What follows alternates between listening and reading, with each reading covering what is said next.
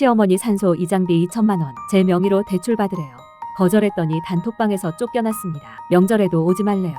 한 달 뒤 시댁에서 다시 전화가 왔어요. 유산 얘기 꺼내면서요.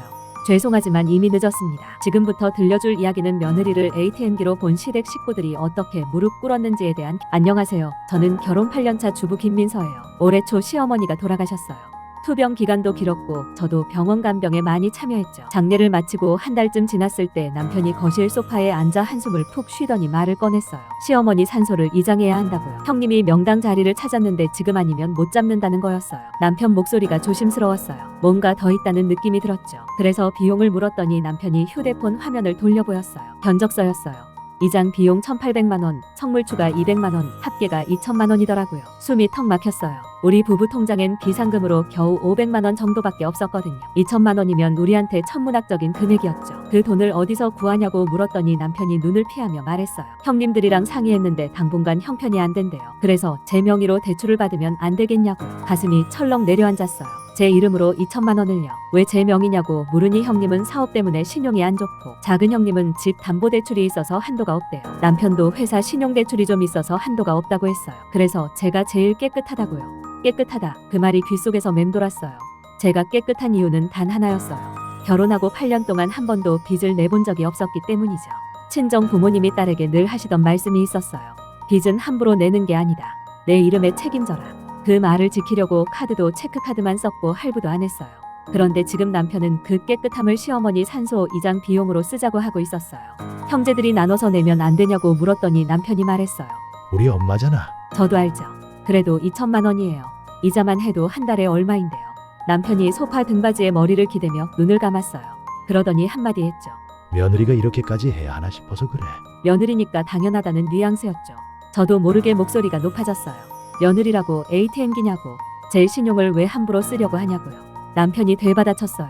우리 엄마 산소인데 함부로라고? 남편은 벌떡 일어나 방으로 들어가 버렸어요. 저는 거실에 혼자 남아 견적서를 다시 봤어요. 2천만 원, 손끝이 차가워졌어요. 다음 날 아침 남편이 먼저 말을 걸었어요. 어젯밤엔 자기가 좀 심했다고, 미안하다고요. 그러면서도 이장은 꼭 해야 한대요. 형님이 풍수 전문가한테 물어봤는데 지금 자리가 안 좋다는 거예요. 저는 그런 거 안 믿었어요. 하지만 시댁 식구들은 달랐죠. 그럼 형님이 먼저 돈 구해보시라고 했더니 남편이 말했어요. 형님이 너무 힘들어한대요. 사업도 어렵고 애들 학원비도 밀렸다고요. 우린 안 힘드냐고 물었죠. 그랬더니 남편이 한마디 했어요. 우린 애도 없잖아. 그 말에 숨이 턱 막혔어요.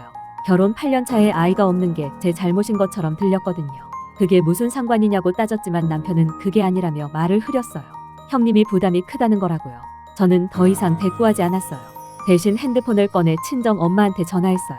상황을 설명하자 엄마가 한숨을 길게 쉬었어요. 그거 내 명의로 받으면 안 된다고요. 시댁 식구들이 갚아줄 것 같냐고.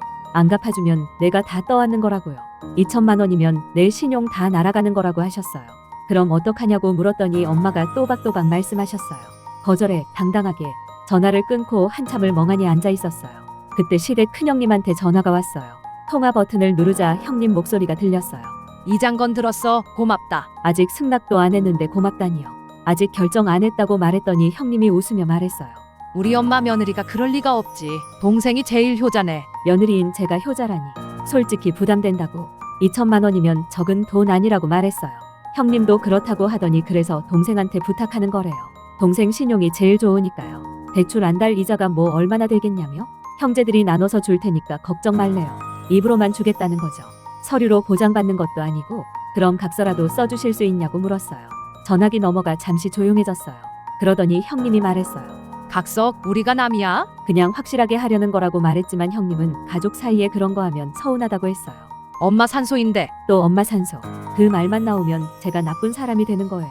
생각해 보겠다고 했더니 형님이 말했어요. 생각만 하다가 명당 자리 놓치면 어쩌려고. 빨리 결정해야 해. 전화가 끊겼어요. 저는 손이 떨렸어요. 그날 저녁 남편 형제들이 우리 집에 모였어요. 큰형님과 작은형님 그리고 남편 세 사람이 거실 테이블에 둘러앉았죠. 저는 주방에서 물만 따라주고 나오려는데 큰형님이 저를 불렀어요. 큰형님이 말했어요. 우리 엄마 이장건. 동생이 이해 안 되는 건 안다고요. 작은형님이 거들었어요. 근데 이건 우리 가문대대로 내려오는 거래요. 산소 자리가 안 좋으면 후손이 안 된대요. 아이 없는 저를 은근히 찌르는 말처럼 들렸어요. 솔직히 이해가 안 간다고 말했어요. 왜 제 명의로 대출을 받아야 하는지요. 큰형님이 한숨을 쉬었어요.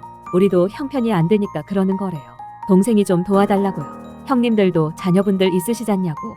저희는 애도 없는데 왜 저희가 해야 하냐고 물었어요. 남편이 제 말을 끊었어요. 그런 식으로 말하지 말라고요.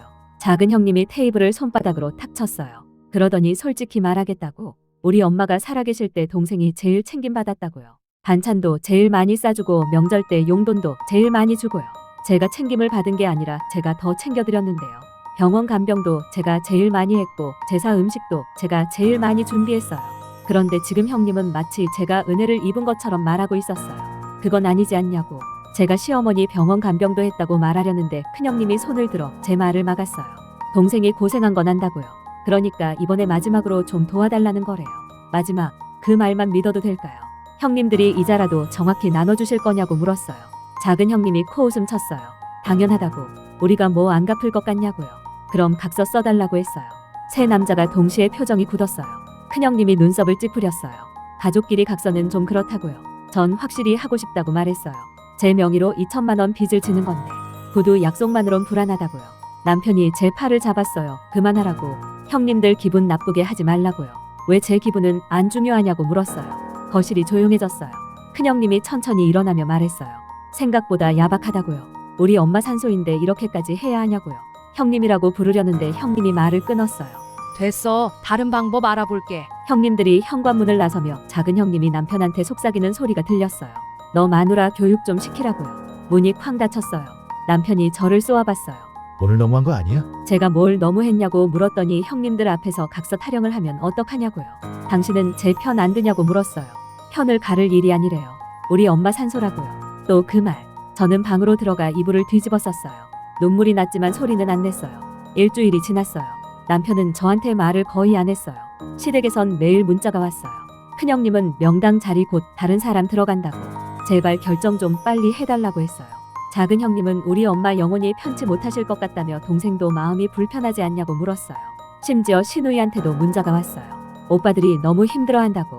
이장 건 좀 도와달라고요. 자기도 형편되면 돕고 싶은데 시집살이가 너무 힘들어서 못 돕는다나요. 모두 저한테 떠넘기고 있었어요. 저는 더 이상 못 참겠더라고요. 단톡방을 하나 만들었어요. 남편, 큰형님, 작은형님, 신우이, 그리고 글을 올렸어요. 시어머니 산소 이장 건으로 제 명의 대출 요청하셨는데 저는 거절하겠습니다. 첫째, 원금 상환 계획이 없습니다. 둘째, 각서 내용이 불분명합니다. 셋째, 제 신용에 책임질 수 있는 사람이 저밖에 없습니다. 제가 냉정해 보일 수 있습니다. 하지만 제 인생도 소중합니다. 앞으로 이 문제로 더 이상 연락 주지 마세요. 다른 방법 찾으시길 바랍니다. 며느리 김민서 올림. 메시지를 보내고 손이 떨렸어요. 하지만 후회는 안 됐어요. 10분쯤 지나자 폭탄이 터졌어요. 큰형님은 이게 무슨 짓이냐고 했고 작은 형님은 완전히 미쳤다고 했어요. 신우이는 너무한 거 아니냐고 물었고요. 남편이 방에서 나와 소리쳤어요. 단톡방에 이게 뭐냐고요. 제 입장 정리한 거라고 대답했어요. 이건 선전포고라며 남편이 화를 냈어요. 그럼 당신네 가족이 저한테 한 건 뭐냐고. 일방적 요구 아니었냐고 되물었어요. 남편이 말문이 막혔어요. 그때 큰형님한테 전화가 왔어요. 스피커폰으로 들렸어요. 내 마누라 제대로 교육 안 시킬 거냐고 화를 내는 형님 목소리가요. 남편이 대답을 못하자 큰형님이 계속 쏟아냈어요. 형수 없으면 우리가 알아서 한다고. 대신 앞으로 명절에도 오지 말래요. 너네 없어도 우리 잘 산다고요. 전화가 끊겼어요. 남편이 주저앉았어요.